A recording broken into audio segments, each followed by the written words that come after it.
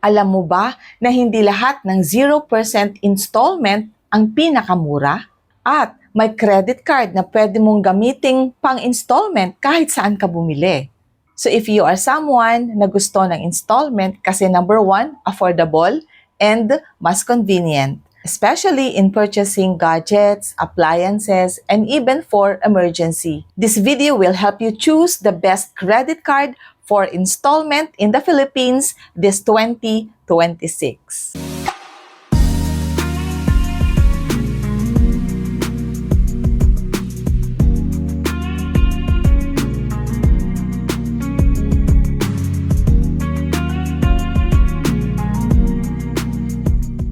Hi everyone, Crisel Morales here. Welcome back dito sa ating YouTube channel. Kapag bago ka sa YouTube channel natin, well, we talk about smart money decisions, credit cards, and loans para hindi ka nalulugi. So today, pag-uusapan natin, ano ba talaga ang best credit card for installment? Anong bangko ang panalo? At paano ka talaga makakatipid? So now, let us rank the best credit cards for installment users. Number 1 on the list, RCBC, Best for Installment Lifestyle. Kung ikaw ay mahilig mag-installment anytime and flexible, this is the best. Kasi may only installment.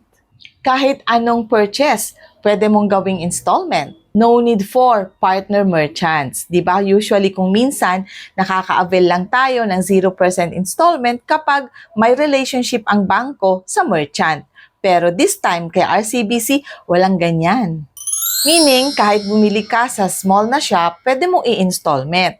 Usually kasi yung mga installment na nag-o-offer ng 0% interest, maa-avail mo lang sa mga malalaking shops, pero dito, kahit maliit lang na shop, pwede mong i-installment ang pinurchase mo.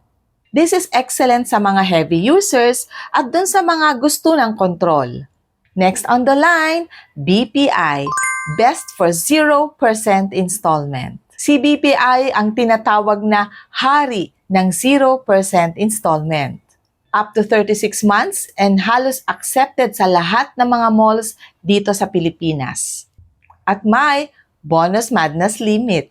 Meaning, kahit maliit lang ang limit mo, marami kang pwedeng i-installment kay BPI. Excellent for gadgets, appliances, and mall shopping.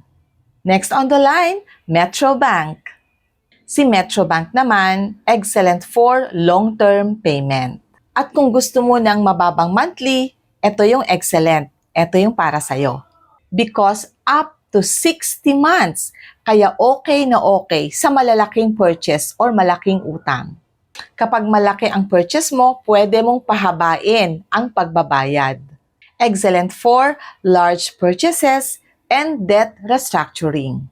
Next on the list, Union Bank, best sa mga app users. Kasi pwede kang mag-convert via app, very convenient, and maraming modern features.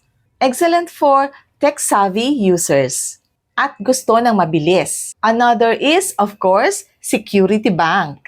Si Security Bank, simple pero straightforward. Easy installment and best for utilities and tuition fees. Ito yung excellent sa mga beginners at sa mga simple users. Pero ito yung mga hindi sinasabi ng iba. Minsan, mas malaki ang SRP kapag installment.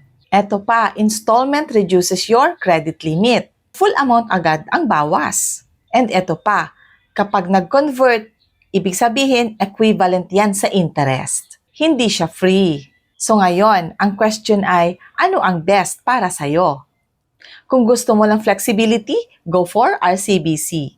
At kung gusto mo naman ng 0% deals, go for BPI. At kung gusto mo naman ng mahaba-habang pagbabayad, go for Metrobank. Final tip, always choose 0% installment.